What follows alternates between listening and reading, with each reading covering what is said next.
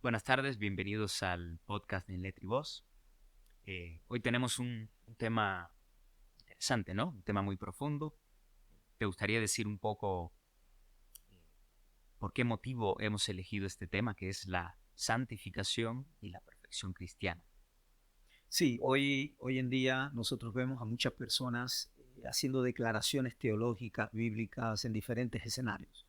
Y tenemos la impresión de que el término perfección ha sido mal interpretado, quizás no se ha analizado bien la etimología del término, el contexto en que los autores bíblicos lo utilizan, pero lo que no podemos negar es que ese término perfección, claro, en el trasfondo hay varias palabras, varios términos, pero todos apuntan a la misma dirección, es bastante común en las cartas del Nuevo Testamento y también en algunos libros del Antiguo Testamento. Entonces queremos aclarar a qué se refiere con perfección cristiana, qué relación tiene con la santificación, y creo que va a ser una buena oportunidad para mostrar un poco la tendencia o el sentido de los autores antiguos.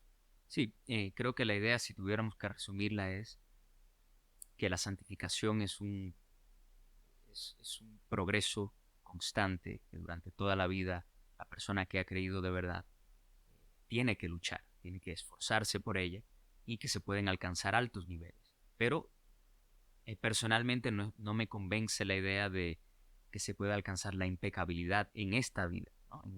A- esa doctrina se ha dicho en algunos círculos y yo personalmente no estoy convencido de ella, pero sí creo que debemos actuar y esforzarnos como si fuera posible alcanzar una perfección absoluta en este mundo, porque se nos manda que seamos completos. Entonces, tenemos una serie de puntos que vamos a discutir o a conversar y quisiera mencionarlos brevemente antes de empezar con el primero. El primer punto sería la santificación es progresiva. Aquí vamos a examinar una serie de pasajes que así lo evidencian. El segundo es definiendo la perfección. Vamos a ver qué significa esta palabra en los diferentes versículos que vamos a analizar para que se entienda correctamente. El tercero es esforzándonos sin alcanzarlo completamente.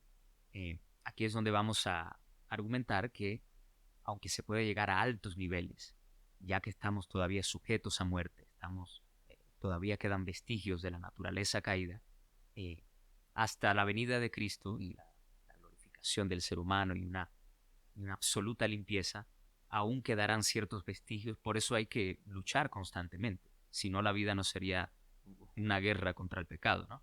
Entonces, más o menos esa es la idea. El siguiente punto es que no justificamos el pecado. Ahí es donde comenzamos a ponernos un poco más estrictos, ¿no? Aunque damos cabida a la idea de que la impecabilidad en este mundo parece no ser la idea más sustentada por la escritura, pero que de ninguna manera se puede justificar el pecado y tampoco es necesario en nuestras vidas. Entonces, eh, ese punto trata esto. Y por último, vamos a ver la altura alcanzable, que es la madurez o el estar completos. Creo que podemos ir empezando con los pasajes, porque son varios. Y Sí, antes de sí, continuar, sí, claro, habría que plantearse si la idea que tiene la gente de perfección o de ser perfectos en las escrituras es sinónimo de impecabilidad. exacto. Entonces, ¿por qué? Porque vemos también expresiones, la gente diciendo, bueno, no soy perfecto, pero tengo un Dios muy grande. Entonces, da la sensación, y no solo para los creyentes que lo leemos y sabemos que somos imperfectos, pero si el mundo nos mirara, y escucharan ese tipo de declaraciones, probablemente cuando se enfrenten al término de la Biblia, por ejemplo, sé perfecto delante de mí, como Dios le dijo a un patriarca, o sed perfectos como vuestro Padre que está en los cielos es perfecto, podría confundir. Entonces, Sí. si el término aparece en las versiones bíblicas y está en los idiomas antiguos que la sustentan, entonces habría que explicar cuál es la etimología, en qué consiste, hasta dónde llega y a ver si es sinónimo de impecabilidad. Claro. Sí, porque lo que queremos dejar claro es que de ninguna manera queremos ese tipo de retórica, ¿no? La que justifica su propio pecado o por lo menos eh, quiere justificar constantes fallos, ¿no? Si una fe es genuina, deberíamos ver un progreso en la vida de esa persona. Entonces, ese tipo de frases de, bueno, yo soy muy imperfecto, pero mi Dios es perfecto, es cierto, pero eh, debería caracterizarnos un esfuerzo y un progreso constante, ¿no? Ir matando el pecado. dice. sino una resignación, como es lo Una que se ve, ¿no? resignación, claro. Es decir, y la resignación puede ser peligrosa, ¿por qué? Porque cuando hacemos declaraciones bíblicas o teológicas, tenemos una gran responsabilidad delante de Dios y en el reino. Entonces, tenemos esa ligera sensación, o no sé si tan ligera, de que mucha gente hace ese tipo de declaraciones desde la devastación y algunos probablemente también estarían quizás, no podemos asegurarlo, pero justificando algún tipo de tendencia o estilo de vida. Y eso es lo que queremos evitar. Sí, exacto. Bueno, entonces en el primer punto, la santificación es progresiva. Si quieres yo comienzo el primer pasaje Sí. y vamos intercalando. Está en segunda de Corintios 3:18. Dice así, segunda Corintios 3:18. Por tanto, nosotros todos, a ver, sí. Por tanto, nosotros todos, mirando a cara descubierta como en un espejo la gloria del Señor, somos transformados de gloria en gloria en la misma imagen, como por el Espíritu del Señor. Creo que, creo que este versículo breve nos da la idea de que es progresivamente, es de logro en logro y de gloria en gloria que una persona es transformada a la imagen de Cristo. Me parece que esa idea nadie la negaría. Creo que es bastante universal. No sé qué crees. Sí, sí, creo que el texto de Pablo y conociendo al autor, a quien escribe y las cartas, el resto de los libros, y el contexto también, ¿no? Capítulo 3 te está hablando del nuevo pacto, comparándolo un poco con la ley antigua. Entonces, no podemos negar que es el Espíritu Santo, el agente, el que nos transforma, el que va trabajando directamente con nosotros. Sí. ¿No? En la medida en que el creyente no se resiste a la obra del Espíritu Santo, entonces se va a ir logrando esa santificación y ese crecimiento en la imagen del Señor. Que también, bueno, sabemos que Romanos capítulo 8 habla de que Dios tiene un propósito con la elección y todo eso, ¿no? Es otro momento, pero se alinea con aquel. Sí. ¿Quieres ver el segundo pasaje, Apocalipsis 22:11? Sí, Apocalipsis Sí. 22:11 es un pasaje bastante controversial para el ser humano moderno, ¿no? Las generaciones modernas. ¿Qué es lo que no colabora en las generaciones modernas? Y yo me imagino que en otras generaciones, cuando las revisamos, había tendencias un poco más moralistas. Así fuera en la parte externa, ¿no? Pero eran más moralistas, no todas las generaciones, estoy hablando de algunas que tengo en la mente. Y quizás a ellos, por ejemplo, el no mentir, el no engañar, no les era tan difícil, aunque no hubiesen sido cristianos, aunque no fueran cristianos o nacidos de nuevo, pero había ciertas reglas en la sociedad que funcionaban, ¿no? Entonces, cuando vamos a Apocalipsis 22, el verso 11 dice, el que es injusto sea aún más injusto y el que es inmundo sea aún más inmundo. El que es justo sea aún más justo y el que es santo sea aún más santo.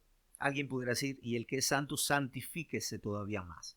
Entonces, el Señor, claro, hay que ver el contexto, ¿no? Se acabó el Apocalipsis, se acabó la revelación, se culmina, se completa la revelación a Juan. Y ahora, una vez que se nos ha entregado todo, que tenemos cómo acercarnos a Dios a través de su revelación, ya lo que, y también como se habla de una degradación progresiva en la humanidad, entonces ahora queda el que es injusto, bueno, pues continúa siendo injusto, pero el que es santo santifíquese aún más. Sí, por ejemplo, creo que aquí la idea queda clara de que en la inmundicia también hay progreso. El que es inmundo puede aún propiciar una suciedad incluso mayor, puede ir bajando progresivamente.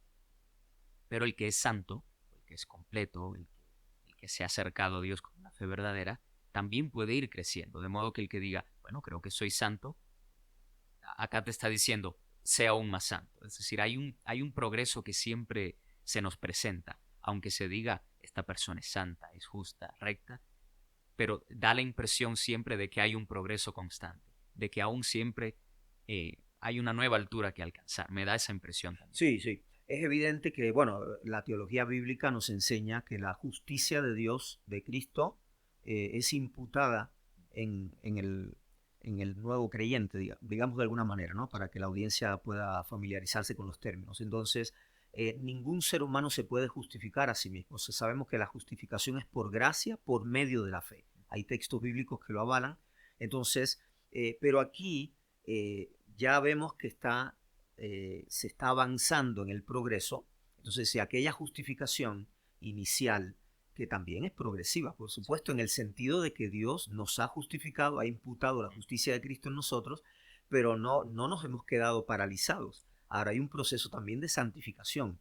Es decir, en la justificación, Dios, a pesar de nuestras maldades, iniquidades, obras terribles, la rebelión con Dios, cuando la persona cree ante la iluminación de Dios, la revelación de la predicación del Evangelio, esa persona es justificada sin tener cómo justificarse a sí misma.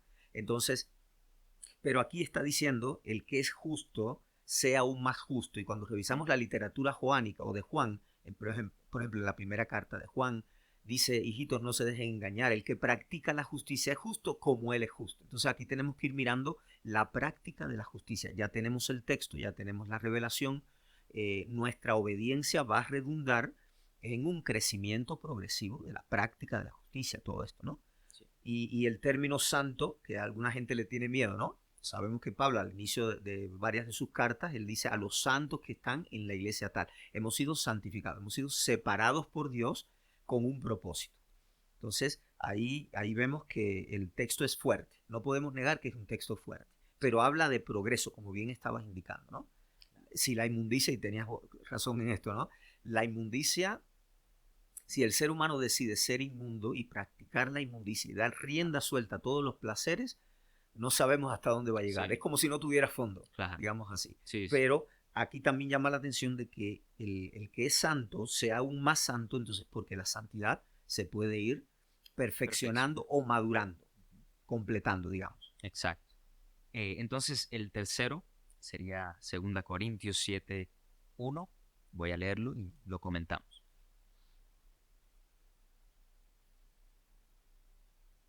El 6, hacia finales del capítulo 6, está hablando de santificarse para Dios, de separarse del mundo, de no unirse en yugo desigual y esta serie de cosas. Entonces, el 6:18 lo voy a leer y luego el 7:1. Y seré para vosotros por padre, y vosotros me seréis hijos e hijas, dice el Señor Todopoderoso. Y el 7:1 comienza. Así que, amados, puesto que tenemos tales promesas, limpiémonos de toda contaminación de carne y de espíritu, perfeccionando la santidad en el temor de Dios. Yo estaba mirando la Biblia interlineal y como se va a ver en muchos otros pasajes, el término perfeccionar o perfeccionando en este caso, lo ponen como completando. Ese es el sentido que parece tener en cada versículo, el de terminar un cuerpo de un sistema, digamos, ¿no? Tener todas las categorías ahí, estar preparado o completado con cada cosa que necesitas, aunque en el progreso vayas perfeccionando el uso de cada uno de esas gracias, de esos dones que Dios da, pero tenerla implica que ya algo se está completando.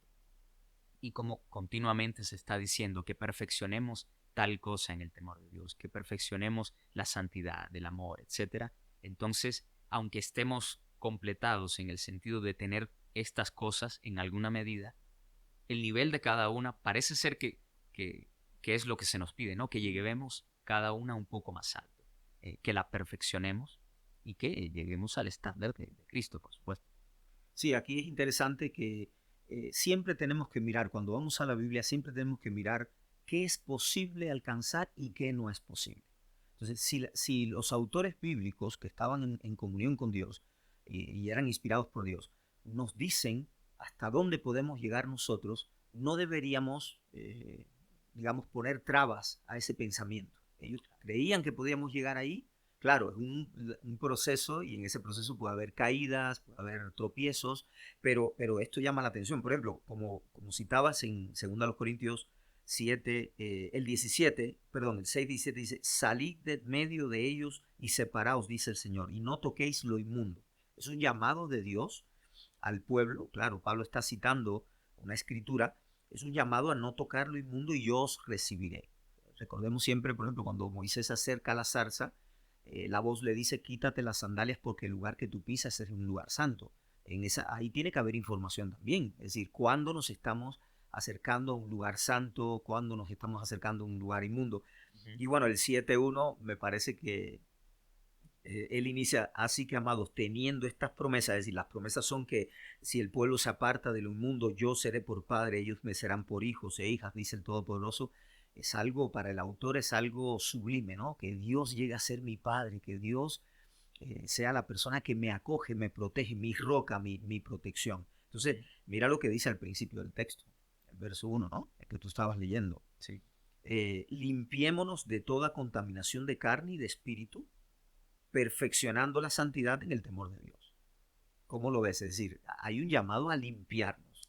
Es decir, no está diciendo quédense como están y tranquilos, acuéstense a dormir, que los procesos ocurren solos. No, claro. también hay un componente, una responsabilidad en el creyente, por respeto a Dios, en obediencia a su palabra, de limpiarse. Si no, el autor no lo estaría diciendo. El autor no diría, límpiense de toda contaminación de carne y de espíritu. En otro estudio habría que definir bien a qué se refiere la contaminación de carne y de espíritu, porque ahora no nos da el tiempo, pero ¿cómo sella el verso? El Claro. verso. Sí, sí, exacto. Entonces es completando la santidad en el temor de Dios, es algo que se va logrando de gloria en gloria, como decía Apocalipsis, ¿no? Creo el siguiente pasaje, ¿quieres verlo? Uh-huh. Es Primera de Juan 3:3. Primera de Juan 3.3. Y es bueno que las personas que ven el canal siempre noten que estamos utilizando a diferentes autores en diferentes cartas o libros, en contextos semejantes. Sí, Es decir, para no fundamentar la teología en un texto sacado de su contexto, sacado de su entorno en el libro. Entonces, que siempre vean que la tendencia va a ser así. Y estamos revisando textos para no generar una teología, una doctrina subjetiva, sino que todo esté bien fundamentado en la Biblia. sí. Ahora vamos a ver a otro autor, que es Juan, en la primera carta, el verso 3. ¿Me decías cuál era el verso? El 3, por lo menos empezar en el 3 si quieres leer otro también. Capítulo 3, verso 3. Dice, amados, ahora somos hijos de Dios y aún no se ha manifestado lo que hemos de ser, pero sabemos que cuando Él sea manifestado, seremos semejantes a Él porque lo veremos tal y como es. Y el verso 3. Y todo el que tiene esta esperanza en Él se purifica a sí mismo como Él es puro. Aquí se habla de pureza, ¿no? Si vamos a un contexto hebreo antiguo, sabíamos que había una relación siempre entre lo santo o lo sagrado y lo profano, lo puro y lo impuro, que eso era una de las funciones que tenía que cumplir el sacerdote, enseñarle al pueblo la diferencia entre estos conceptos. Claro, por supuesto, no vamos a hablar de eso, pero aquí, como mismo hace Pablo en segunda a los Corintios 7.1, también hay un llamado, no un llamado, una declaración. El que tiene esta esperanza se purifica a sí mismo como él es puro. Allá decía, límpiense de toda contaminación de la carne y del espíritu. Creo que están en consonancia Sí, sí. los autores. Sí, aunque seamos, por ejemplo, declarados justos por el sacrificio de Cristo y luego por la fe recibimos estos regalos, en la práctica es necesario una lucha constante. Eh, Creo que J.C. Ryle en un sermón sobre la santidad, eh, la frase que decía era algo como procuremos vivir su vida, hablando de Cristo. Entonces, el estándar es la vida de Jesús y nuestro procurar y nuestra guerra constante con las imperfecciones, con los pecados, eh, mientras se vea algún progreso y alguna ganancia, que se ha eliminado un pecado, que una persona está aprendiendo a ser mansa, que está ganando en humildad, etcétera, etcétera. Entonces, estamos procurando ser como Él, o vivir su vida, mejor dicho, que era lo que decía la frase. Así que creo que hasta ahora ha quedado bastante. No, y está muy bien que uses la palabra procurar. ¿Por qué? Porque la pregunta sería, ¿tiene el ser humano, el creyente, nacido de nuevo, justificado, santificado, etcétera, alguna responsabilidad? Bueno, estos autores están diciendo que sí, eso no lo podemos negar. Y además, este procurar, me viene a la mente un texto en la segunda carta de Pedro, capítulo 1, que él dice, pongan todo empeño diligentemente en añadir a la fe virtud, a la virtud conocimiento, al conocimiento dominio propio. Entonces, el mismo Pedro, que es otro autor, está diciendo que nosotros debemos trabajar para ir sumando todas estas cualidades que llegan a completar o llegan a madurar en nosotros ese carácter del que estamos hablando. Sí, exacto. Voy a leer el siguiente entonces. Está en segunda Timoteo 2:1. 2:1.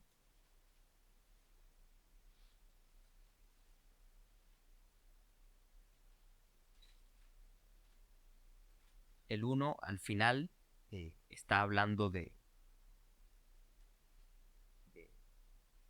de ser leales en la fe, de estar en la fe. Y el 2:1 comienza así. Tú pues, hijo mío, esfuérzate en la gracia que es en Cristo Jesús. Lo que has oído de mí ante muchos testigos, esto encarga a hombres fieles que sean idóneos para enseñar también a otros. Pero es la primera parte, es decir, el versículo 1, el de esfuérzate en la gracia que es en Cristo Jesús, el que llama la atención, ¿no? De nuevo, indica que hay una lucha que se debe estar teniendo. De modo que si la vida de una persona que ha nacido de nuevo o que cree haber nacido de nuevo, no hay una lucha constante, por ejemplo, si no hay tristeza por causa del pecado que aún permanece, si no hay algún tipo de victoria, por lo menos pequeña, sobre algún pecado, la persona debe examinar primero su fe, porque se nos está diciendo que todo es un esfuerzo, es una guerra constante. Se nos dice, esfuérzate. Se nos dice, porque es una lucha, es algo complicado. Entonces, esta es una de las evidencias de que una persona ha nacido de nuevo. Si para esa persona el pecado es ya algo ajeno que tiene que desterrar y que lo está desterrando, que está progresando en ello. Entonces, de ahí el esfuerzo, de ahí que es una guerra. De ahí que Pablo le dice a su querido Timoteo que se esfuerce. No sé qué crees al respecto. Sí, y es interesante siempre recordar, claro, aunque es otro contexto, cuando Dios le habla, cuando muere Moisés y Dios le habla a Josué, mira que te mando que te fuerces y seas valiente, no temas ni desmayes, porque el Señor tu Dios estará contigo, ¿no? Claro, es un contexto diferente, un contexto histórico, lo que tenía Josué que enfrentar era tremendo, pero si nosotros venimos acá y como Pablo le está llamando la atención a Timoteo, para que las cosas que él escuchó de Pablo las enseñe también a personas fieles. Y mira qué interesante, ¿por qué a personas fieles? Si las personas fieles, no estamos hablando de los méritos humanos, porque sabemos que todo es por gracia.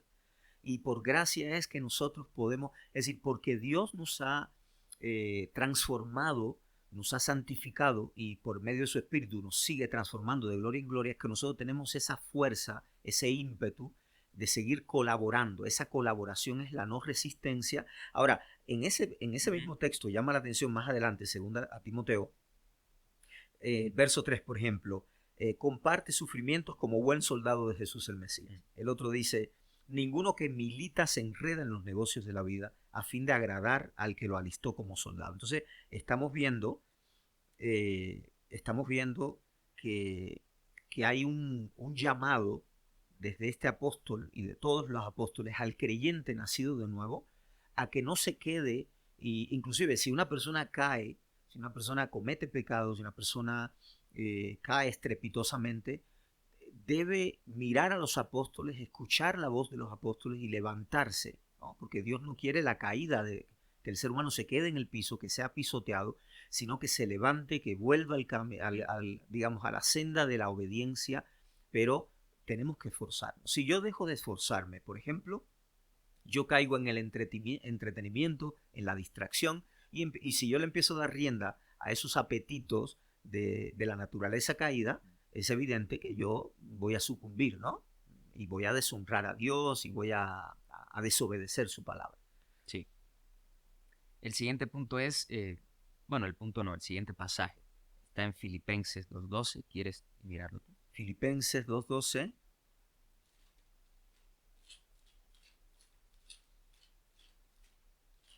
dice así: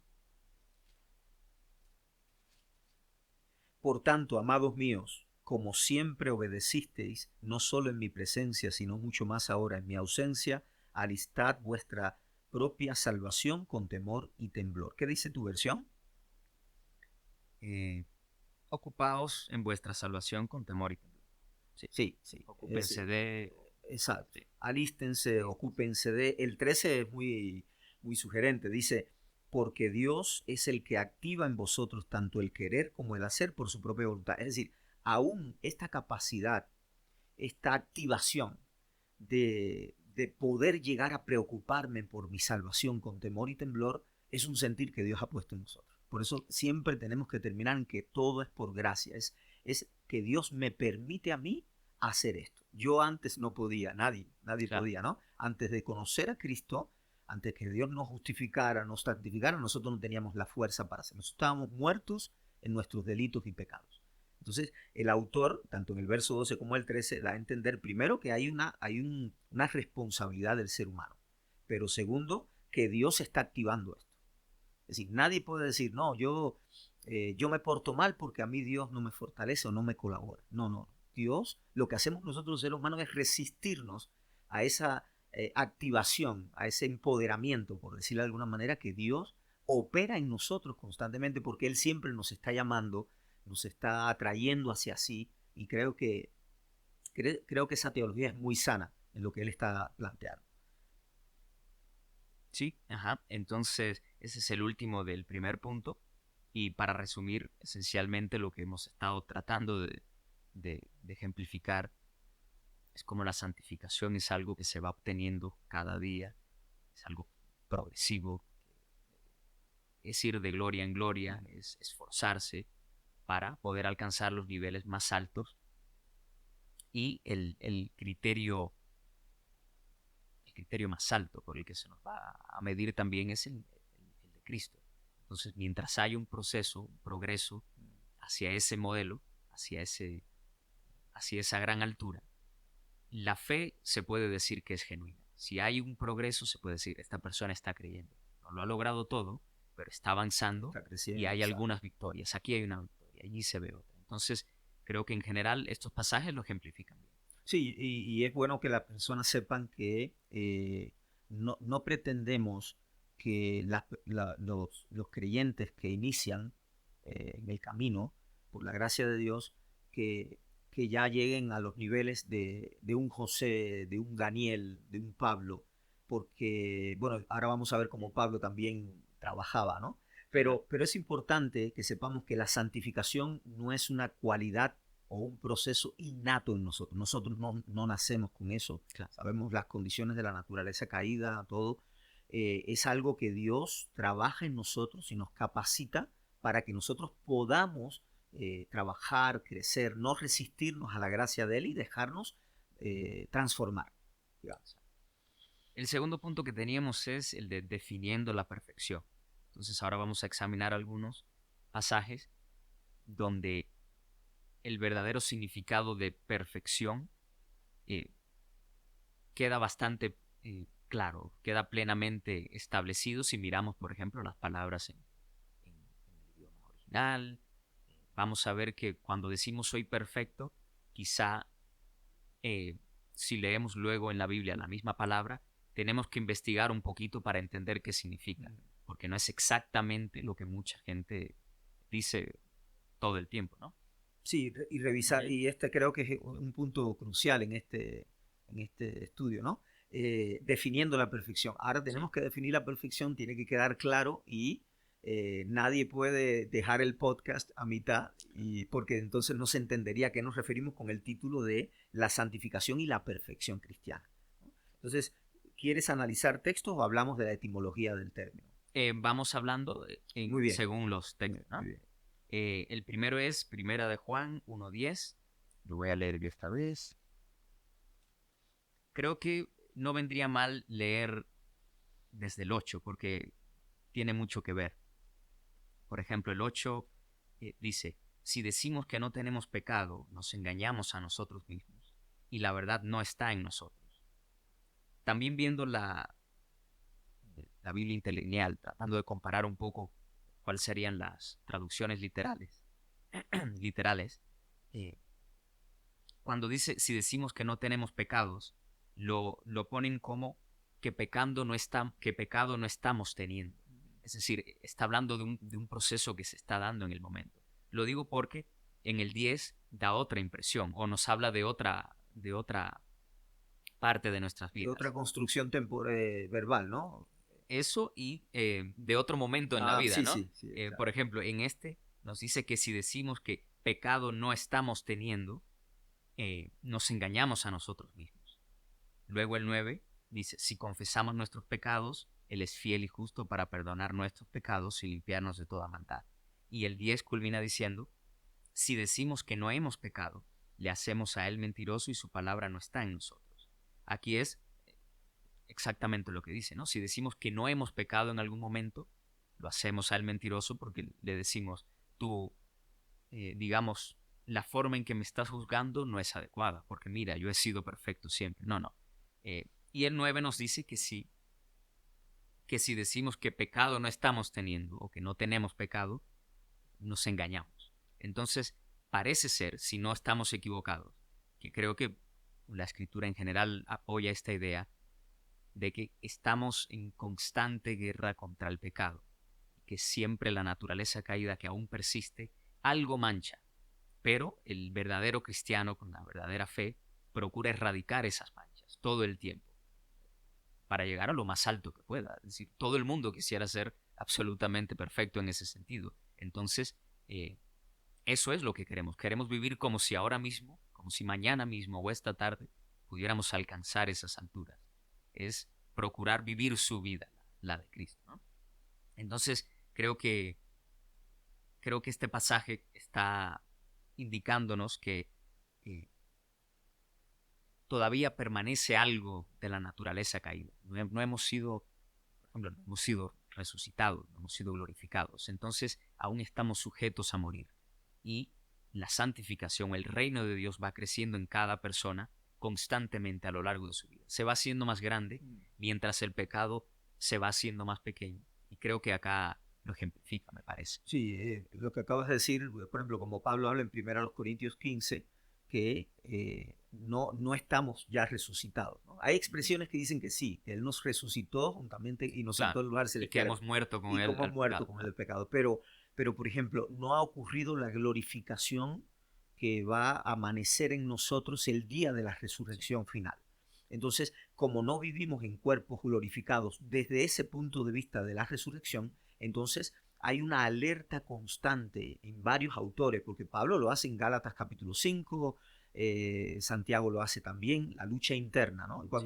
Cuando Jesús le decía a los discípulos, oren y velen para que no entren en tentación, porque el espíritu está dispuesto, pero la carne es débil. Sí. Es decir, nosotros tenemos que aprender a vivir en el espíritu, a caminar, a andar en el espíritu para que no caigamos presa de esa carne débil, de esas contiendas internas que el ser humano tiene. Entonces, el texto está muy bien planteado, ¿no? El verso 8. Si dijéramos que no tenemos pecado, nos engañamos a nosotros mismos.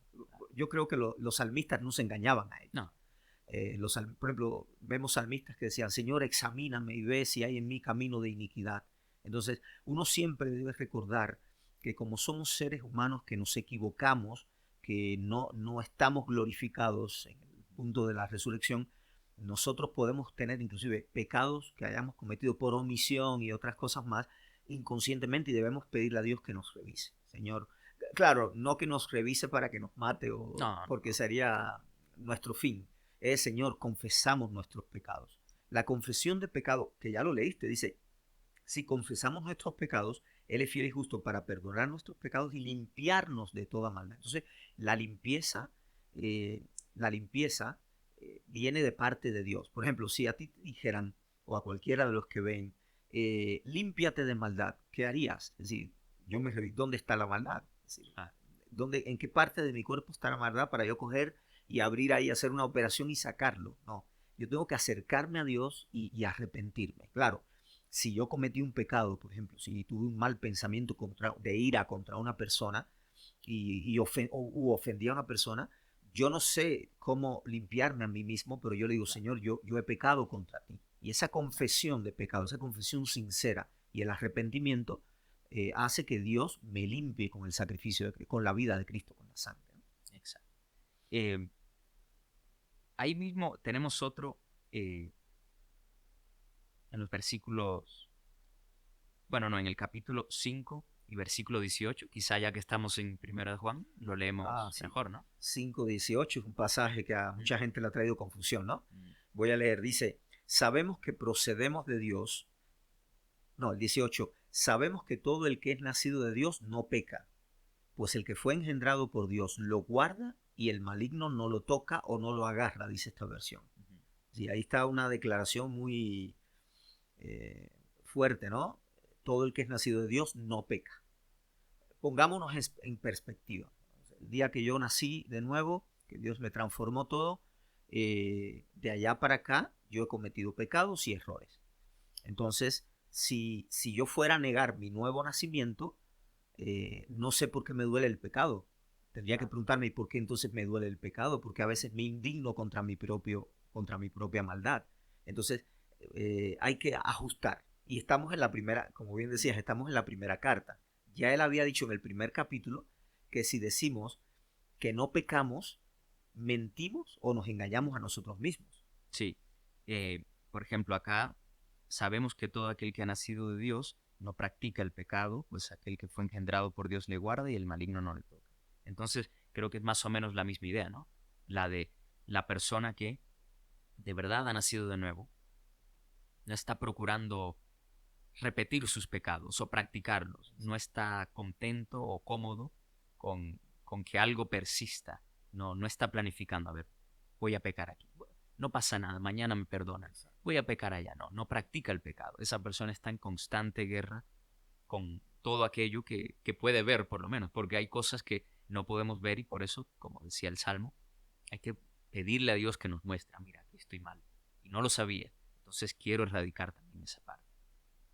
Eh, Sí, porque aunque la construcción en griego, Ujú. eso lo hemos hablado muchas Claro, veces, ¿no? Ese presente simple, sabemos que tiene una connotación o una dimensión de continuidad, digamos. mm, Por ejemplo, cuando se dice el que es nacido de Dios no peca, se debe, si lo miramos a la luz del contexto general de la Biblia, del autor, del contexto inmediato, remoto y todo, debemos entenderlo como el que es nacido de Dios no practica el pecado. Ya ujú, lo estás diciendo, ¿no?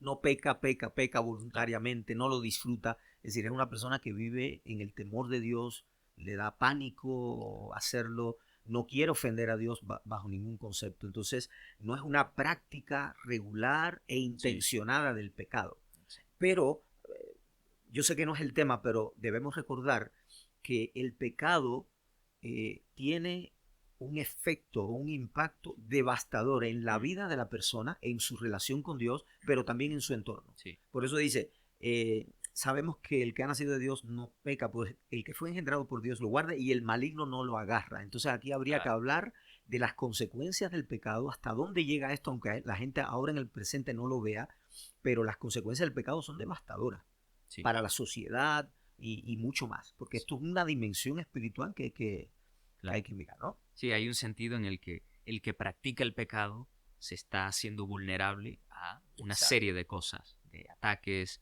de, de problemas, bueno, de De, zarandeos, de como, zarandeos, de claro, influencias, exacto, sí, exacto. Entonces, pero no ajá, sé si lo tenemos acá, pero, o si acabas de leerlo, todo el que permanece en él no peca, todo el que continúa pecando no lo ha visto ni lo ha conocido. ¿Eso lo leímos? no, no, ahora yo no lo leo. Ah, ya, ya, está bien. Eh, bueno, si quieres Sí, comentar, ese está en el mismo libro, no sé si lo teníamos acá ¿dónde? en Primera de Juan, capítulo 2 verso 6. Primera de Juan 2:6 dice, Ujú, todo el que permanece en él, mira qué interesante permanecer, el término permanecer en las cartas de Juan y en el Evangelio de Juan, principalmente capítulo 17, se repite bastante el término permanecer. Pero en Primera de Juan, ahora para volver a en la misma primera carta de Juan, capítulo 1, verso 6, dice el 2, capítulo 2, verso 6, el que dice que permanece en él debe andar como él anduvo. Es decir, Cristo es la referencia, el referente para nosotros. Es decir, si yo tengo que imitar a alguien, es a Jesucristo. Si yo leo los evangelios, yo sé cómo él anduvo, sé lo que él enseñaba, sé cómo él vivía en relación al Padre, ¿no? Que sí, siempre era lo que yo hablo no es mío, lo oí decir al Padre. Era una obediencia total al Padre. Entonces, yo debo permanecer en él. O sea, ahora sí podemos leer el 6, el 6, capítulo 3, verso 6. ajá, Primera de Juan 3:6. ¿Quieres que lo lea? Sí, sí, sí. Todo aquel que permanece en él no peca, todo aquel que peca no le ha visto ni le ha conocido. Mira, en esta versión, y se sabe ya lo que hablamos por la construcción gramatical de griego, ¿no? Ujú. En esta versión dice, todo el que permanece en él no peca. Hasta ahí es parecido a lo del capítulo 5, verso 18, no peca. Sí, Pero, dice después, todo el que continúa pecando no lo ha visto ni lo ha conocido. Ahora, el verso 7 está reforzando la idea anterior. Hijitos, nadie os engañe, el que practica la justicia es justo como él es justo. Y después viene el 8, que es el que sella, yo creo, la idea. El que practica el pecado, ahí sí viene el verbo poieo. El verbo poieo en griego es el que hace el pecado, el que lo practica, procede del diablo, pues el diablo peca desde el principio. Para esto se ha manifestado el Hijo de Dios para que destruyera las obras del diablo. Entonces ahí aparece la construcción de que el que practica el pecado, y tenemos que relacionarla con el no peca o no continúa pecando, sí, y es la idea. Sí, el autor no nos quiere llevar a una vida pasiva claro. o una vida inactiva o ya tranquilo, ya Dios te ha justificado, te está santificando, pues tú siéntate y haz lo que quieras. O dale rienda suelta a los apetitos. Sería devastador. Claro, sí, sí. Sería devastador. Entonces, siguiente es Primera de Pedro 1, 15 y 16.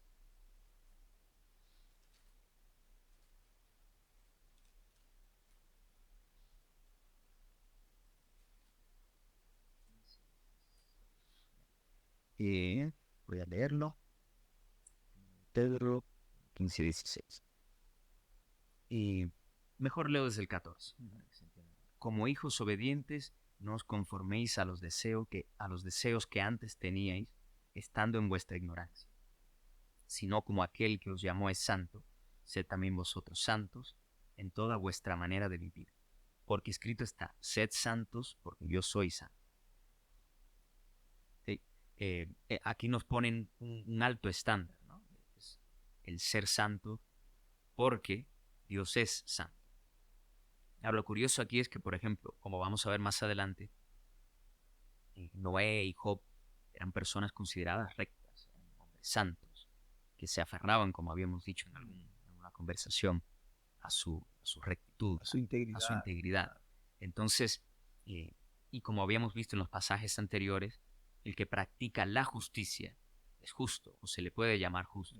Lo que a mí me sugiere esto es que una persona puede ser llamada justa y santa delante de Dios porque practica la santidad o porque se practica el separarse del mundo y practica las obras de justicia y que aún así no sea una persona absolutamente impecable o como si fuera, como si ya hubiera sido glorificada en la resurrección. Porque sabemos que, por ejemplo, Noé cayó después de haberse dicho que no era un hombre santo, un hombre recto, cayó. Y más adelante lo vamos a ver, pero quería conectarlo porque eh, se nos está diciendo sean santos como Dios es santo. Entonces hay que progresar para llegar a ser santos como Él lo es decir, a estar completados, a ser perfectos en el sentido de tener todas las cosas en su lugar e ir creciendo en cada uno. Sí, este verso de Pedro, y a mí me gusta mucho cuando estamos hablando desde diferentes autores, ¿no? Y textos completos. Por ejemplo, cuando dice como hijos obedientes. Lógico. Es decir, la obediencia es llamémoslo así, el instrumento, el vehículo para que nosotros podamos luchar contra los apetitos, las malas tendencias. Entonces, lógico, si yo dijera, bueno, como hijos desobedientes, si soy una persona desobediente, es lógico que yo no voy a avanzar mucho. Sí. ¿Por qué? Porque vivo en desobediencia, porque justifico todo lo que hago, porque soy soberbio, y yo creo que también ese componente de soberbia, Sí. de no reconocer nuestras maldades. Siempre que nosotros vamos a muchos salmos, a varios salmos, nosotros vemos salmistas penitentes. Son personas que están en arrepentimiento, reconociendo su bajeza, reconociendo la grandeza de Dios, pero no se quedan ahí. Estas personas quieren crecer, quieren ser agradables delante de Dios. Entonces, él dice, como hijos obedientes, no amoldándoos a las antiguas pasiones que teníais cuando estabas en vuestra ignorancia, sino como el que os llamó es santo. Es decir, ¿quién es el que llama? El que llama es Dios. Yo no llamé a Dios, yo no busqué a Dios, yo no podía. Estábamos muertos en nuestros delitos y pecados. Entonces estábamos cegados y todo eso. Entonces, si Dios que nos llamó es santo, dice el autor, sean vosotros santos en toda vuestra manera de vivir. Fíjate que no hace una declaración subjetiva o ficticia. Ah, no, tú eres santo aunque eres lo peor, pero te declararon santo. Esa no es la idea aquí. La idea aquí es, sean también ustedes santos en toda vuestra manera de vivir. Es el estilo de vida. La santidad es una cualidad de Dios. Es decir, no era mía, pero Él viene, me transforma, me enseña, me educa, me sella con el Espíritu Santo, lógico, antes de todo eso. Pero digo que ahora yo puedo representar a Dios, digamos, en toda mi manera de vivir. Donde quiera que yo vaya, yo puedo representar al Dios Santo que me está llamando a ser santo, como Él lo es también. Sí. Así que esa es la voluntad de Dios. Si, Claro. alguien dijera, ¿cuál es la voluntad de Dios? Bueno, me lo están diciendo claro, que Claro. yo sea santo en toda manera de vivir como Él es santo. Sí. ¿Me parece? Y en un contexto de amar a los enemigos, de no ser acepción de personas, etcétera, o por lo menos de demostrar el mismo amor que Dios mostró incluso a sus enemigos.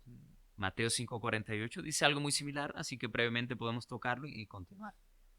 Dice, sed pues vosotros perfectos, como vuestro Padre que está en los cielos es perfecto. Entonces es más o menos lo mismo. Allá nos dice, sean santos porque Dios es santo, y aquí sean perfectos porque Él es perfecto. Porque Él es perfecto, exacto. Entonces, claro, ahí volvemos a aclarar para las personas que no se escuchan, es decir, cuando la Biblia dice, Cristo es el que lo está diciendo, Sí. ¿no? Sean pues vosotros perfectos como vuestro Padre que está en los cielos es perfecto.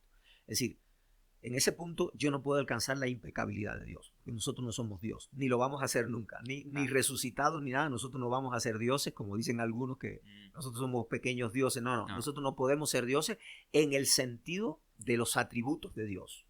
Dios es eterno, Dios es omnisciente, omnipotente, todo eso que sabemos. Ahora, aquí hay algo que nos llama la atención, y es que cuando Jesús dice, sean perfectos como vuestro Padre que está en los cielos es perfecto, está en un contexto en Mateo donde está diciendo al principio, oíste que fue dicho, amarás a tu prójimo y aborrecerás a tu enemigo. Pero yo les digo, amad a vuestros enemigos. Oren, voy a parafrasear, ¿no? Oren por los que os persiguen, hagan esto. Es decir, que nos conduzcamos de esa manera. Y hay un texto que dice, para que sean hijos de vuestro Padre que está en los cielos, que hace salir su sol sobre justos e injustos. Es decir, nosotros debemos tratar a todas las personas, sean justos, injustos, sean enemigos, sean amigos, como Dios trata a los seres humanos, es decir, con respeto, claro que con justicia. Hay que decir la verdad siempre, pero no estamos buscando la ofensa. Nosotros no buscamos decir la verdad a la gente para ofenderlos y para destruirlos.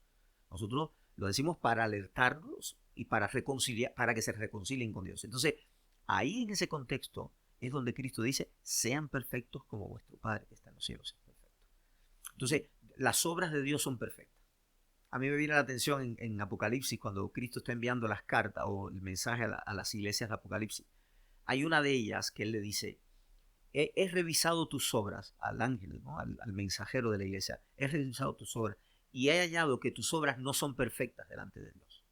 Así que esto es otro tema, yo lo sé, pero las obras hay que completarlas para que sean perfectas. Por ejemplo, Sí. un reloj. Si yo me compro un reloj nuevo y ese reloj funciona bien para lo que él fue creado, ¿no? Para dar la hora con precisión, para todo eso, yo podría decir en ese sentido que el reloj es perfecto. No necesito añadirle nada más. No necesito ayudarlo para que sea más perfecto y no le falta ningún componente. Entonces es en ese sentido que las obras tienen que ser perfectas. Y pongo un ejemplo para aclarar un poco. Si yo veo una persona hambrienta, y tengo en mente a Santiago, que Santiago era bien riguroso con el tema de la fe y las obras.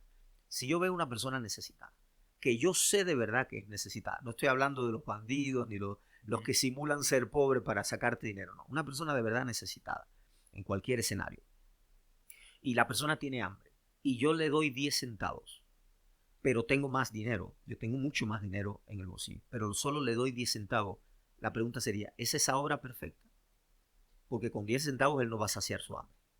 Con 10 centavos no se va a comprar ni un caramelo posiblemente, ¿no? Entonces, las obras, ahora si yo cojo y digo, oye, yo hago un análisis rápido, yo tengo dinero, puedo sustentar a mi familia, yo puedo comprarle una comida a esta persona para que esta persona sacie su hambre. Sí. Porque Santiago lo dice, si ves a tu hermano padecer necesidad y le das un golpecito en el, estoy parafraseando, lógico, un golpecito en el hombro, vete en paz que Dios te va a sustentar. Y no le das lo que necesita para el alimento diario o el sustento, la fe sin obras es muerta. Entonces, tenemos que aprender que las obras que Dios creó para nosotros, para que viviéramos en ellas, desde antes de la fundación del mundo, son obras perfectas. Son obras completas, acabadas, que cumplen una función rigurosa. El siguiente está en Filipenses 3:12 al 15. ¿Quieres leer ese tú? Sí, Filipenses 3, 12 al 15. 12 al 15. Sí, porque el asunto de aquí es que en el 12 Pablo afirma no haber alcanzado estos altos o perfectos estándares. Y luego en el 15 nos dice, ahora los que son perfectos o los que somos perfectos, sigamos en este progreso, ¿no? Entonces puede causar una confusión si la persona no lo examina con cuidado, ¿no? Sí, dice el 12, Filipenses 3:12, no que lo haya alcanzado ni que ya esté perfeccionado, sino que prosigo por si logro aferrar aquello para lo cual fui también aferrado por el Mesías. Hermanos, yo mismo no considero haberlo alcanzado, pero una cosa hago, olvidando las cosas que quedan atrás y extendiéndome a las que están delante, prosigo hacia la meta, hacia el premio del supremo llamamiento de Dios en Jesús el Mesías. Así que todos los que somos perfectos sintamos esto, y si sentís algo de diferente manera, también esto lo revelará Dios. Interesante, ¿no? Porque aquí Pablo sigue cayendo en el tema de Dios. Es Dios el que me revela mi condición. El Dios el que activa en mí, o el que genera, el que opera en mí el querer como el hacer. Entonces, yo creo que Pablo está siendo bien humilde, ¿no? Es decir, yo no he alcanzado esa perfección, ese estado, pero yo sí hago algo, olvidando lo que queda atrás, prosigo a la meta. Imagínate que alguien quiera alcanzar todo esto para lo que la Biblia dice que sí podemos alcanzar o que nos están preparando, y yo empezar a vivir en el pasado. Claro. Los tormentos del pasado. Va a llevar a mucha gente a vivir denigrados, destrozados. Entonces, Pablo, independientemente de a lo que él se refiere cuando dice dejando lo que queda atrás, yo creo que se puede incluir este tema, ¿no? Es decir, cuando dice que los que somos perfectos, esto mismo sintamos, lo que parece estar indicando es que todos tengan ese mismo parecer de dejar las cosas antiguas atrás. Exacto. Y de seguir procurando hacer aquello para lo cual fui también asido por Cristo. Es decir, Exacto. que todos tengan ese mismo parecer. Aún no hemos estado o aún no somos completos en el sentido absoluto y perfecto, pero progresamos dejando atrás lo que ha sido para perfeccionarnos, ¿no? Esa es la idea, me parece. Entonces aquí, en ese caso, pudiéramos decir que para Pablo los que son perfectos o maduros son esos que siguen creciendo, que se siguen esforzando, que siguen trabajando y saben hacia dónde van. Por eso están las escrituras. Sí. Lámpara es a mis pies tu palabra y lumbrera mi camino. Es decir, la escritura nos va iluminando el camino y nos va mostrando hacia dónde tenemos que ir, ¿no? Bueno, esos son todos los del segundo punto, definiendo la perfección, que hemos visto que es estar completos, es tener todas las cosas necesarias para algo. Pero por supuesto hay tantos pasajes que nos dicen que debemos progresar o perfeccionar la fe, perfeccionar la santidad, que nos queda claro que una persona perfecta en el sentido de estar completo, de tener una fe genuina, de estar progresando en el amor, en la santidad, en todas estas virtudes, esa persona aún hay niveles que alcanzar. Por eso Apocalipsis sigue diciendo que es santo, siga santificándose, que es justo, siga haciendo justicia, etc., ¿no? Exacto. Y el siguiente punto sería, bueno, uno que de algún modo ya hemos ido tratando, pero podemos leer brevemente los pasajes porque nos quedan bastantes, creo, abajo, pero es el de esforzándonos sin alcanzarlo completamente. Tenemos dos pasajes de Salomón, Eclesiastés 7:20. Si quieres tienes ese tú y yo leo el de Primera de Reyes, el de Primero de Reyes. Eclesiastés 7:20. Ajá. Ya. El autor dice así, Eclesiastés 7:20.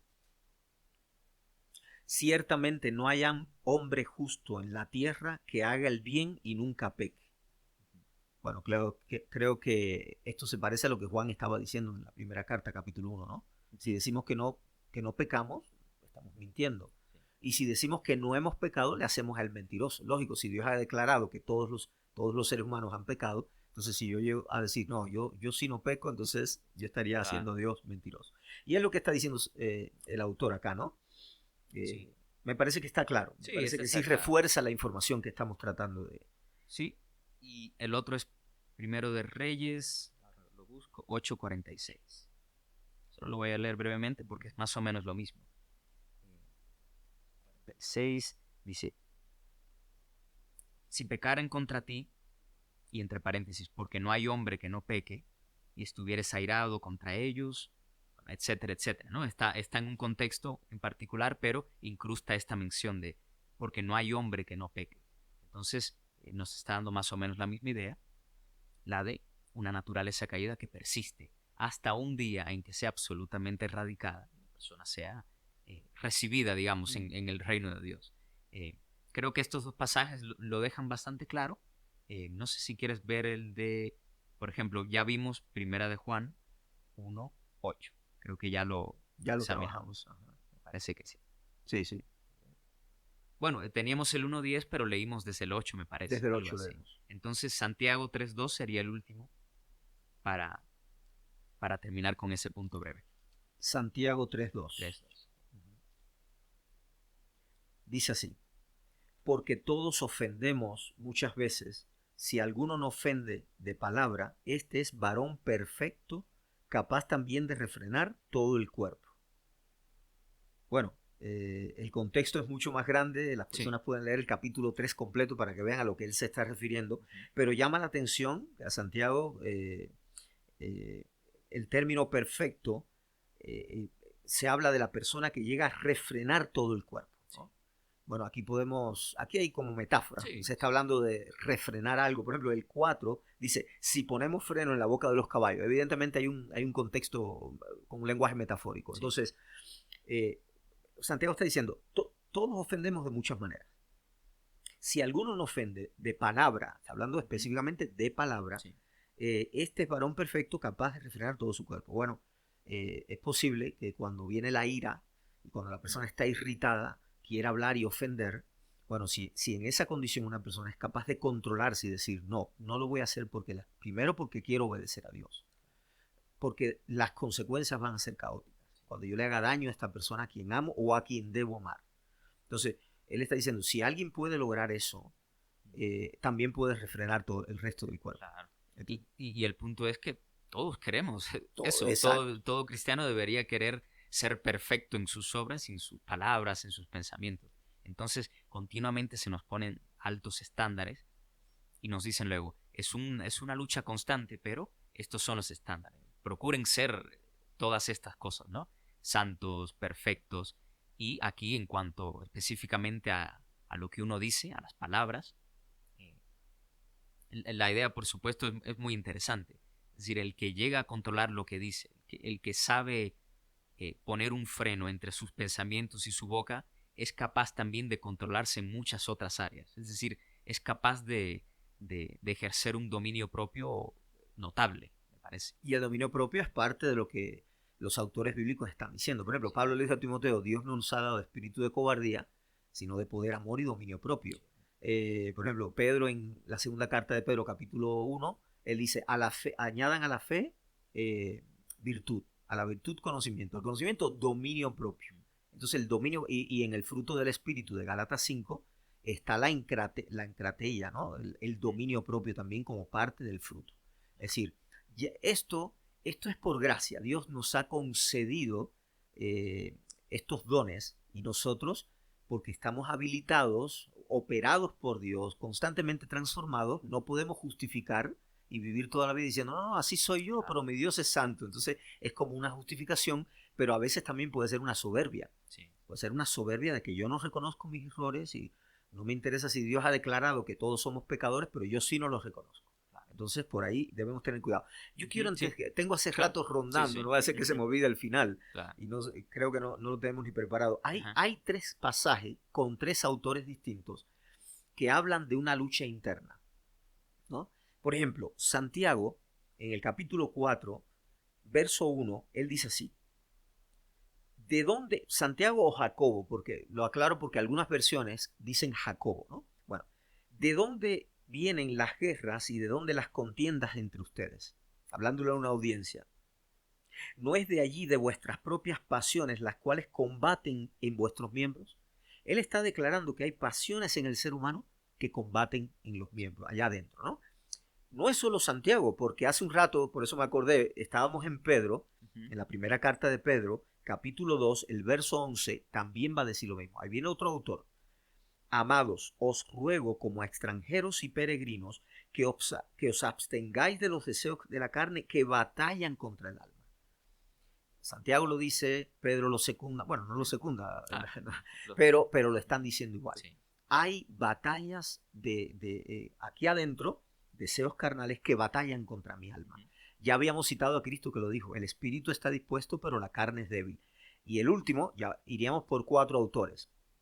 Cristo lo dijo, Santiago, Pedro, y ahora vamos a Pablo. En Gálatas capítulo 5, que es un pasaje que la gente está muy familiarizada con él, en el capítulo 5 dice, verso 16, digo pues, andad en el espíritu y no satisfagáis los deseos apasionados de la carne, claro, epithumían sarcos, los deseos apasionados de la carne o los deseos, las pasiones de la carne, no lo hagan. Y él explica por qué. Porque la carne tiene deseos contrarios a los del espíritu y el espíritu a los de la carne, y estos se oponen entre sí para que no prosigáis haciendo lo que sea. Eso no se le puede exigir a un ateo o a un inconverso, a una persona no convertida. Eso se le está diciendo Pablo a los Gálatas. Y ya sabemos el contexto de los Gálatas, a qué se está refiriendo Pablo con el tema de un falso evangelio y de otras cosas más, temas de ley. Pero bueno, eso es otro tema. Ya solamente quería citar esos 4 textos, que son 4 autores. Eso lo complementa muy bien, sí. Entonces, para resumir, antes de entrar en el penúltimo punto, la idea que hemos visto es que mientras persista este vestigio de naturaleza caída, la santificación o la vida cristiana es una lucha constante, es una batalla, en la que hay una serie de alturas a las que se puede llegar y que al final vamos a ver, pero como leíste ahora mismo, lo que queda de la naturaleza caída siempre está luchando contra la parte que está siendo transformada constantemente.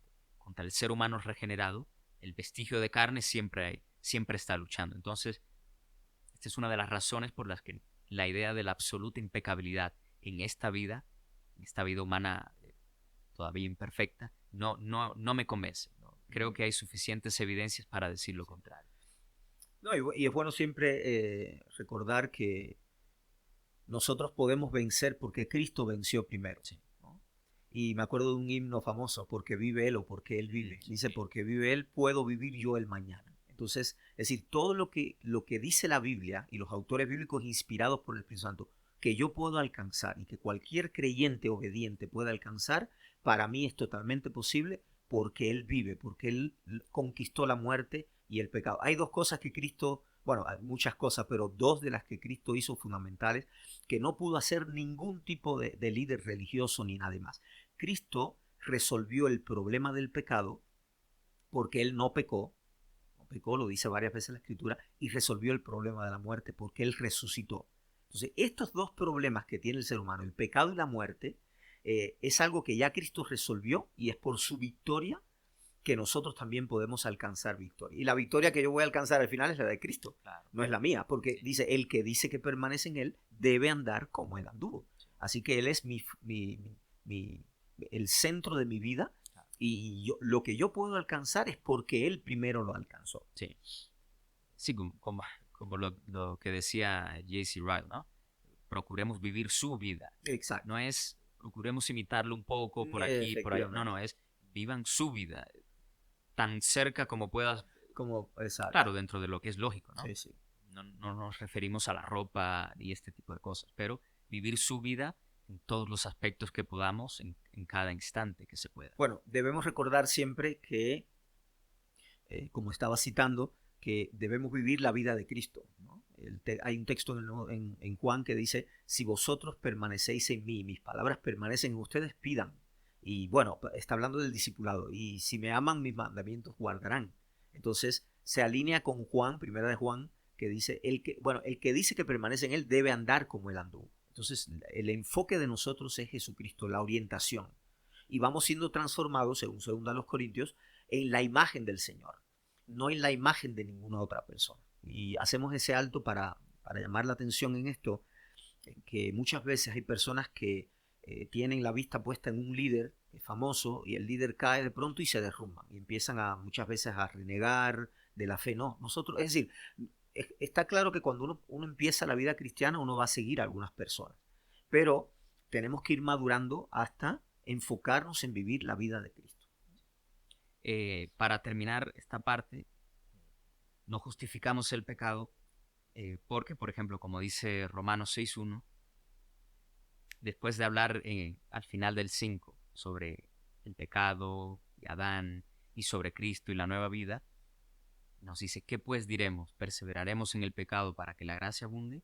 Y responde, en ninguna manera, porque los que hemos muerto al pecado, ¿cómo viviremos aún en él? Entonces la idea es que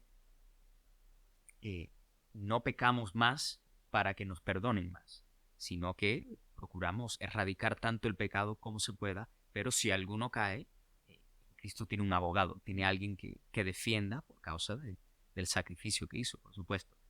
Pero no tenemos nunca la perspectiva de, bueno, podemos pecar, no hay problema porque nos van a perdonar igualmente. Ya Pablo nos está advirtiendo en contra de esa perspectiva. Creo que una persona que adoptara esa perspectiva estaría dando algunas evidencias de que o no tiene el conocimiento todavía o que no tiene fe verdadera, porque está procurando justificar su pecado y digamos, abusando del don que se le ha hecho, de la gracia que Dios ha dado. Entonces, para terminar, vamos a hablar de la altura que sí es alcanzable, la madurez que sí podemos, a la que sí podemos llegar a alcanzar. Y si quieres comenzar leyendo Génesis 6.9 para hablar un poco de Noé. Sí, Génesis 6.9 dice así. Estos son los descendientes de Noé. Noé, varón justo, fue sin defecto en sus generaciones. Noé caminaba con Ja Elohim, porque es como dice esta versión, ¿no? Caminaba con Dios. Hasta ahí me quedo. Sí, entonces, desde el principio ya se nos está diciendo, este era un hombre justo. Se nos está poniendo en un alto estándar, en una alta altura, bueno, alta altura, una redundancia, pero se nos está diciendo, no era un hombre de mucha integridad, era recto. Y lo que queremos ver es que a pesar de que Dios habla así, o de que la Escritura habla así de Noé, también se nos indica que después resbaló. A pesar de eso, la Escritura no le quita la titulación de ser un hombre santo, un hombre recto, único en su generación, pero nos dice lo siguiente en el versículo 9, en el capítulo 9, 21. Versículo 21. Nos dice en el 20 y el 21. Después comenzó Noé a labrar la tierra y plantó una viña, y bebió del vino y se embriagó y estaba descubierto en medio de su tienda. Este deslizarse de Noé viene cuando ya se nos había dicho el tipo de persona que era. Es decir, era alguien único en su generación. Por eso fue él y su familia a quienes Dios mantuvo seguros en el arca, en el diluvio, que sería un tema interesante para en otro momento ver digamos, una serie de evidencias que sustentan el asunto del diluvio, ¿no? Pero aquí lo que vemos es un hombre perfecto y justo que también cae. Es decir, también había algo en él que estaba luchando en contra de su espíritu. Sí, el texto es interesante, ¿no? Tiene algunas partes. Por ejemplo, estos son los descendientes de Noé y explica cómo lo describe un poco, ¿no? Era un hombre justo o recto, fue sin defecto o tamim. Ahora vamos a explicar un poquito qué significa en Sí. hebreo tamim, ¿no? en sus generaciones, Noé caminaba con Dios. Eso también llama la atención. Es decir, Noé no podía llegar a ese estado si él no caminaba con Dios. Porque entonces si él no caminaba con Dios, si él no era obediente a Dios, él hubiese vivido lo mismo que vivía su generación, que la descripción es muy fuerte, ¿no? Ujú. La descripción en Génesis 6:5 dice, vio entonces Yahvé que la maldad del hombre se había multiplicado en la tierra y que toda forma del pensamiento del corazón era solamente al mal continuamente. Entonces, es en esa descripción de sus generaciones que describen a Noé. Noé era distinto a esta gente. Sí. Y él caminaba con Dios. Ellos no caminaban con Dios. Entonces, y como bien dijiste, al final cayó estrepitosamente. Claro, Cuando digo estrepitosamente es porque, bueno, primero se emborrachó. claro. Segundo, no sé por qué estaba desnudo. El texto Sí, no lo explica, pero estaba desnudo. No es necesario emborracharse y terminar desnudo. claro. Y lo otro es la hecatombe que se generó, no por culpa de él solamente, sino porque un hijo entró, miró la Sí, desnudez del padre y después acarreó maldiciones. claro. Entonces podemos ver que una persona justa, recta, tamim o perfecto, íntegro, que es como se Ujú. traduce tamim. Aprovecho para decir el Sí, término tamim, ¿no? claro. Tamim es un término hebreo Ujú. que significa estar completo, terminado, puede significar, entre otras cosas, entereza e integridad, ¿no? Entonces, pero hay versiones que dicen perfecto, entonces las personas no pueden malinterpretar. Yo creo que este tiempo ha sido suficiente como para Sí, justificar que esa perfección que habla la Biblia no es impecabilidad del ser humano en esta tierra cuando no ha llegado a la glorificación de la resurrección. Pero el término también, por ejemplo, este término expresa integridad moral y ética. Esto no es inventado por nosotros, son diccionarios, muchas veces etimológicos y otros semánticos. Acabar, el colmo, concluir, íntegro, perfecto, terminar. Por ejemplo, está el término, la forma adjetiva también, tam, se parece a tamim, ¿no? Tam, perfecto, no en el sentido absoluto, sino más bien íntegro y recto, como el caso de Job, ujú. varón justo, temeroso de Dios, apartado, perfecto y apartado del mal, completo, íntegro. Y bueno, el término tamim, tamam también, pero para no redundar tanto en los sonidos hebreos, ¿no? Y cuando vamos al griego, el término teleios o teleios, ese término teleios que tiene que ver con telos y otros términos más, hay verbos y todo implicado, y hay otros términos sinónimos, no idénticos al sinónimo, pero que llevan al significado semejante, dicen prácticamente lo mismo, ¿no? Sí, Haber llegado a su fin, acabado, completo, perfecto, bueno, maduro, sí, maduración, se refiere a madurez, haber llegado a un nivel de exacto. maduración importante. Y otro ejemplo es el de Job. Job 1:1 dice lo siguiente.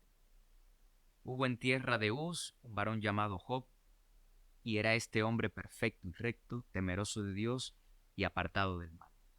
Ya estas palabras, perfecto y recto, nos están dando otra indicación de un hombre especial en su contexto, en sus generaciones.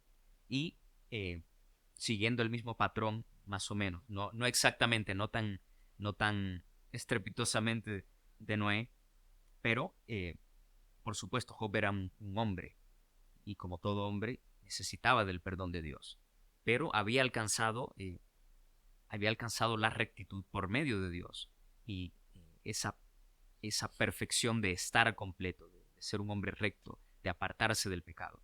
Y el 2:3 dice lo siguiente,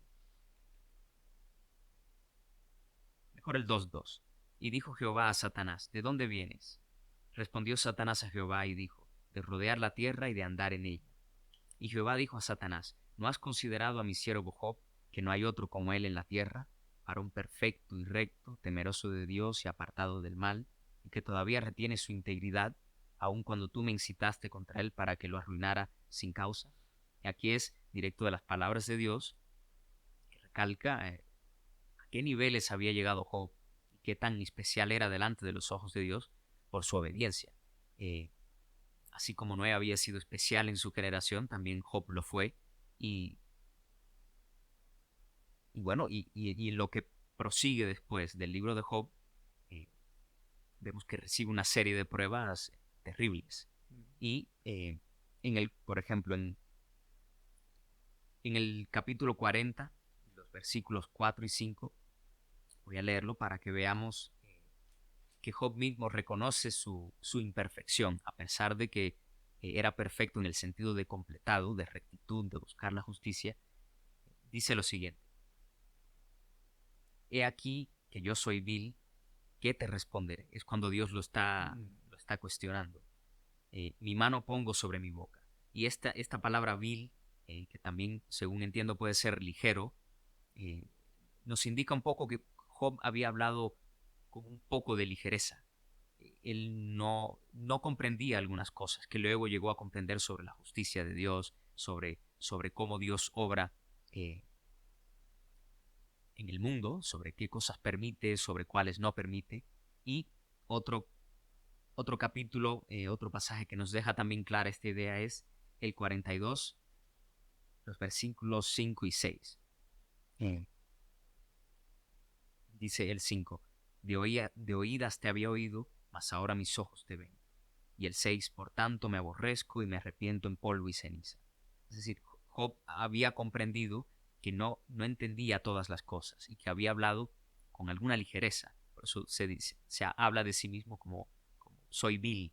Es decir, no entendía lo que estaba diciendo. Y aquí, antes de que me comentes un poco lo que te parece, los comentarios que hace esta Biblia apologética dice lo siguiente brevemente.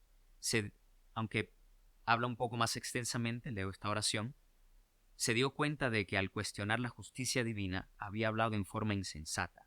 Dios es quien interroga. Job era un hombre al que también como a Noé se hizo con él, eh, como se hizo con Noé, también con él se hicieron estas declaraciones increíbles de rectitud, de perfección. Y más adelante en los libros vemos que, así como nosotros, también estaban sujetos a las mismas luchas del ser humano, al mismo vestigio de naturaleza caída. ¿Qué te parece? Sí, cuando hablabas de Dios declarando quién era Job, cómo lo ve Dios, que dice, y varón íntegro, honrado, temeroso de Dios, apartado del mal, que aún se aferra a su integridad. Es decir, aún se aferra a su madurez, a su crecimiento, a su obediencia, al temor de Dios. Entonces estamos viendo que a pesar de que Job se reconoce, al final de la experiencia, digamos, se reconoce a sí mismo como vil, me arrepiento en polvo y ceniza, todo esto, como bien has leído, también nos deja la idea de cuáles son los criterios de estos hombres. Por ejemplo, cuando uno revisa Job capítulo 17, verso 9, dice, con todo, el justo se aferrará a su camino y el limpio de manos se hará cada vez más fuerte. Es interesante porque se parece a Apocalipsis 22, cuando decíamos, el que es injusto siga siendo más injusto, el que es impío, bueno, todo esto. Y al final decía, el que es santo santifíquese aún más o sea aún más santo. Es decir, la tendencia natural, entre comillas, porque no estoy hablando de naturaleza humana, pero la tendencia del justo, de la persona que ha llegado a este punto por causa de la obediencia, todo lo que Dios ha obrado primero en él, y esto ha resultado en obediencia, en justicia, todo esto tiene que ver con el aferrarse a un camino, ¿no? Cuando nosotros nos aferramos y no queremos manchar, yo creo que manchar nuestro cuerpo, el tema de lo que siempre hablamos de la teología del cuerpo, ¿no? Si mi cuerpo es templo del Espíritu Santo, yo no voy a entregar mi cuerpo a ningún escenario que lo manche, que deshonre a Dios, que ofenda a Dios. Entonces, el aferrarse al camino. Y después dice, y el limpio de manos se hará cada vez más fuerte. Lógico, porque Dios te va a bendecir, te protege. Hay promesas preciosas y grandísimas para todos aquellos que obedezcan a Dios, que lo honren, que sean temerosos de Dios. Y Pablo lo dijo, perfeccionen la santidad en el temor de Dios. Entonces hay cosas que son, vamos a crear un término, perfeccionables, si es que existe, o que se pueden, hay varias cosas que en la Biblia se pueden perfeccionar, se pueden desarrollar, se puede alcanzar un nivel de maduración tal que complete el propósito y el llamado de Dios para llegar hasta ahí. Sí. Y entre ellos está la santidad, sí, que dice, perfeccionando la santidad en el temor de Dios. ¿Cuál más? El amor, El la fe y amor, la unidad. Teníamos Exacto. varios pasajes, sí. Leamos Sí, entonces y sí, ya creo lo que leemos. con esto vamos cerrando, ¿no? Ujú. Bueno, segunda de los Corintios 7:1 ya lo dice, perfeccionando la santidad en el temor de Dios. Si la persona es temerosa de Dios, la Ajá. santidad se va a ir perfeccionando. Eh, Santiago 2:22 ajá. dice sobre la fe lo siguiente.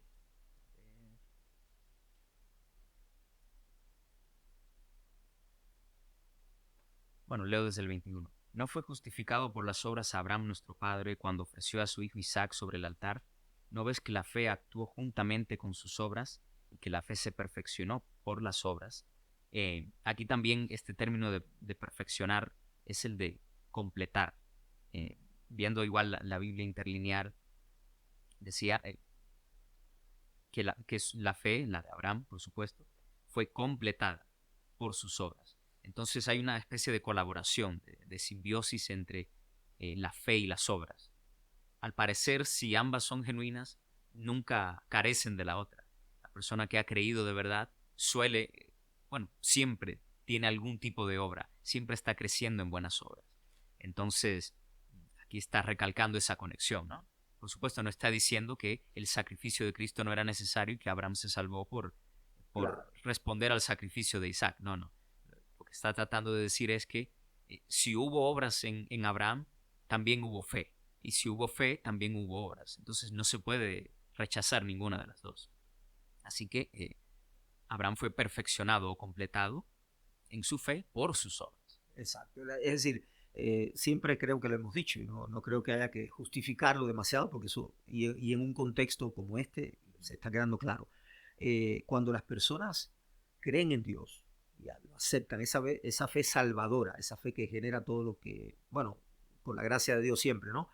Pero esa fe va a operar obras Sí. y obras y obras. Por eso Santiago está hablando de que la fe se perfecciona eh, a través de las obras y que la fe sin obras es muerta. Inclusive él después usa una ilustración muy llamativa, como el cuerpo sin espíritu está muerto, así la fe si no tiene obras está muerta. Es decir, eso hace llamado a las personas que siempre están hablando de Dios y de Dios, pero no cumplen los Sí. mandamientos, no tienen amor por los demás y en este caso, solamente quiero Ajá. recordar lo que ya había mencionado Sí. hace unos minutos, que cuando le escriben la carta a la iglesia de Sardis en Apocalipsis capítulo 3 dice, eh, esto dice el que tiene los 7 espíritus de Dios, las 7 estrellas, conozco tus obras, que tienes reputación de que vives, pero estás muerto. Sé vigilante y consolida las otras cosas que estaban a punto de morir, porque no he hallado tus obras perfectas delante de Dios. Así que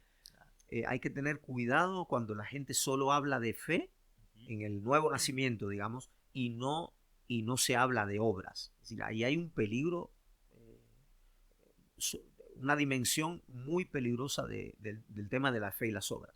Claro. Que sabemos, Ujú. que sabemos que nadie es justificado por sus obras. Eso ya lo hemos dicho muchas veces.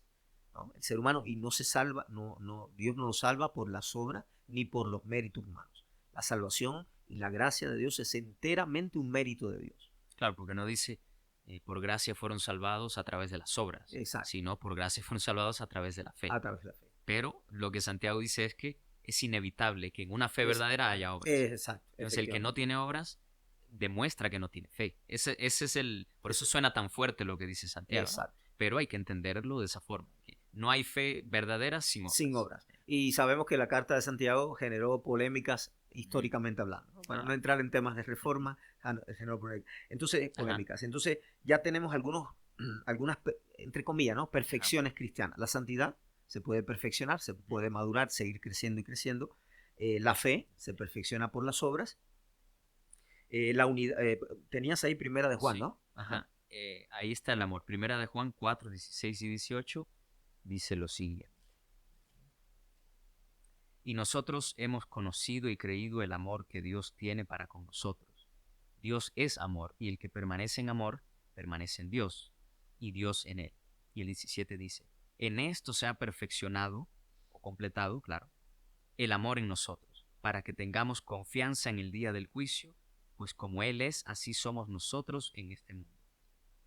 ¿Sí? Entonces, se puede completar el amor también, se puede perfeccionar, se puede crecer en él. Y el último, ¿Quieres que lo busque también? Sí. Es Juan 17:23.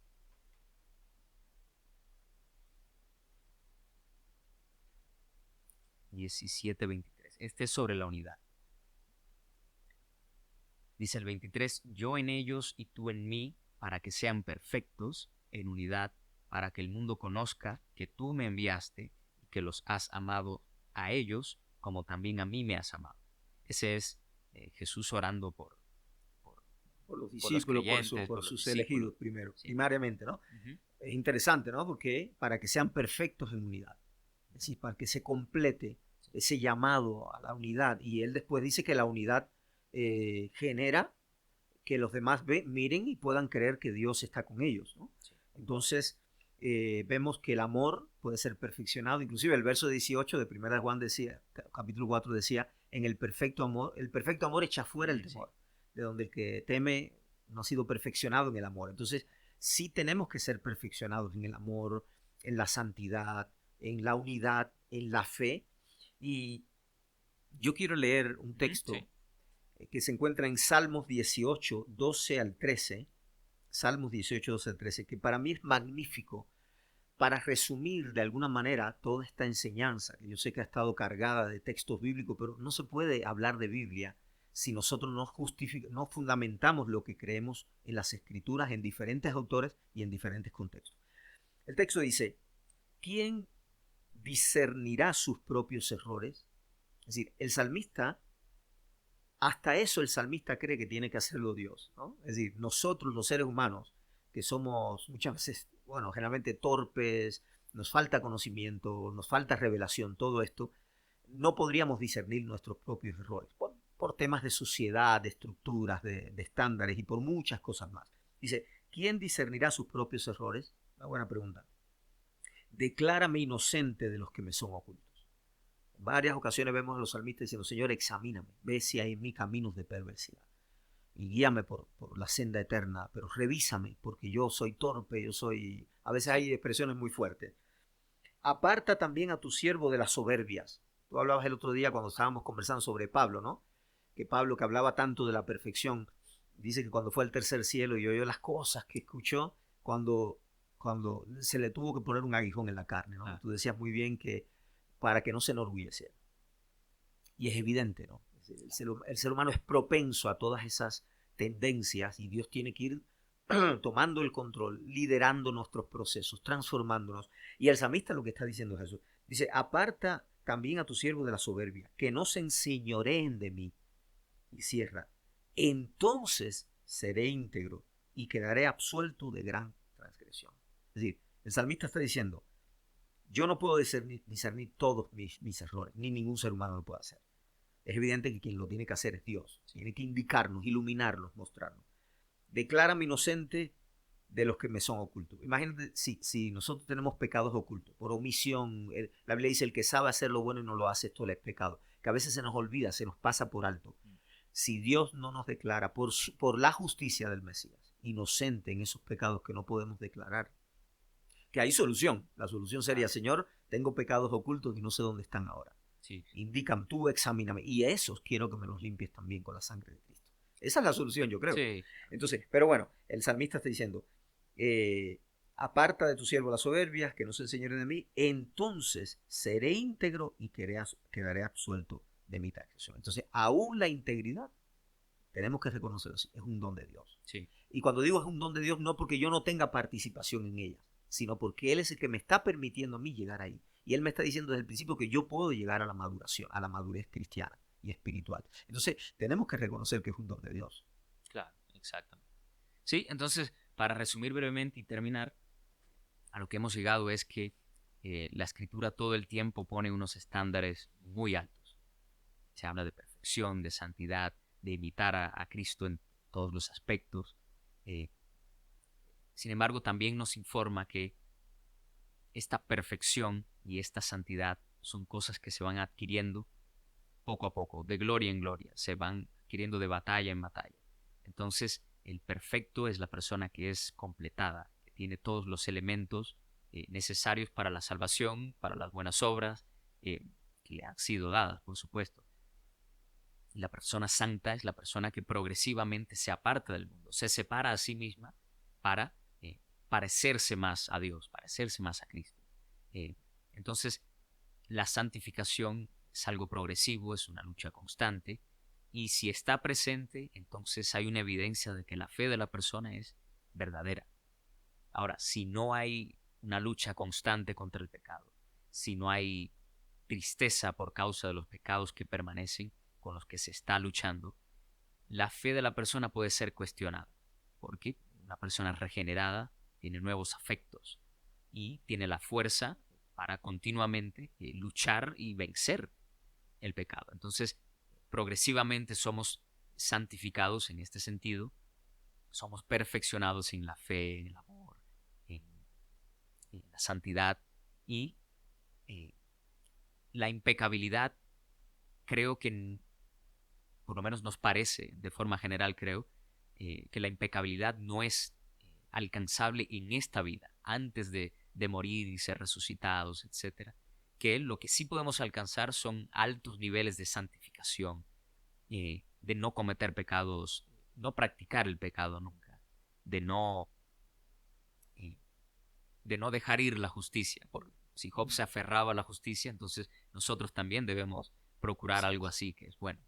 Eh, Podemos, por supuesto, llegar a parecernos a Cristo en muchas áreas y en casi todas las áreas, incluso si en cada una podemos crecer un poco todavía. Así que el propósito es vivir su vida en el sentido de imitar cada cosa que haga. Cómo se relacionaba Jesús con sus enemigos, cómo se relacionaba con sus amigos, cómo se relacionaba con los desconocidos, cómo oraba, eh, ayunaba, cuánto lo hacía, cómo, a qué dedicaba su tiempo. Que, por ejemplo, Jesús no se dedicaba al entretenimiento durante 5 o 6 horas al día. Entonces, eso es algo que hoy, que abunda tanto el entretenimiento, hay que recortar, hay que saber erradicarlo tanto como se pueda, ¿no? Si un día en familia queremos ver una película, claro, pero hay tantas distracciones de YouTube, de una red social, de ir aquí o allá. Y en cambio vemos la vida que llevaba Jesús y sus discípulos. Eran vidas de a tal hora, al anochecer, digamos, me voy a los montes, voy a orar, voy a tener comunión con Dios. En las mañanas, lo mismo, se iban a orar a lugares apartados. Era constantemente, claro, es una vida difícil de practicar, pero esa es la orden. La orden es Claro. practiquen esa vida. Entonces es una guerra continua, pero se pueden alcanzar muchas cosas, si no casi todas las cosas, ¿no? Sí, nosotros, por ejemplo, Dios nos ha entregado a nosotros eh, herramientas, si queremos decir así, no son, es una metáfora, ¿no? Por ejemplo, no nos dejó huérfanos. Jesús lo dijo, no, me voy, pero no los dejo huérfanos. Vendrá el Consolador. Y cuando fuimos sellados con el Espíritu Santo, el Espíritu de Dios es una persona, no es un objeto que Sí, está ahí, no es un sello literalmente en el sentido de un objeto, claro. es una persona de la Trinidad y Él nos convence al mundo de pecado, de justicia, de juicio, nos guía a toda verdad, nos enseña todas las cosas, nos anuncia el porvenir. Estoy citando textos, ¿no? El Evangelio de Juan. Cristo dijo, tomará de lo mío y os lo hará saber. Intercede por nosotros con gemidos indecibles. Nos transforma de gloria en gloria. Es decir, si nosotros vamos a ver, tenemos todas las condiciones necesarias para obedecer el mandamiento y llegar donde Dios quiere que nosotros lleguemos. Y la Biblia, cuando profundizamos, es muy importante. ¿Para qué podemos hacer? Bueno, primero, como decía Job, ya lo hemos citado, aferrarnos a la palabra de Dios, ser obedientes. Cristo dijo, si mis palabras permanecen en ustedes, ser obedientes, pasar todos los días el tiempo necesario en comunión con Dios, en oración, aprender a orar, eso es una responsabilidad de todos, aprender a orar, eh, pasar tiempo con Dios, mirar el ejemplo de la vida de Cristo, proponernos en el corazón. Me viene a la mente cuando Daniel fue llevado en la cautividad, ¿no? A Babilonia. Dice que Daniel propuso en su corazón no contaminarse. Entonces, aquí estamos viendo hombres santos, hombres justos, rectos, que nos dejan, los autores nos dejan ver cómo vivían ellos, qué decisiones tomaban. Entonces, es evidente que hay que esforzarse, Claro. como ya lo vimos en varios pasajes. Si no nos esforzamos, es evidente que vamos a caer como presas de un sinnúmero de trampas, de estímulos, de estándares sociales y muchas cosas más que también entran en el campo de la vida espiritual. Bueno, si les ha gustado el contenido, por favor denle me gusta, suscríbanse y compartan si así lo desean. Nos volveremos a ver en otro podcast, en otras reflexiones y que Dios bendiga sus vidas también, a sus familias y que esperamos que toda esta enseñanza sea útil para el desarrollo y el crecimiento de los creyentes.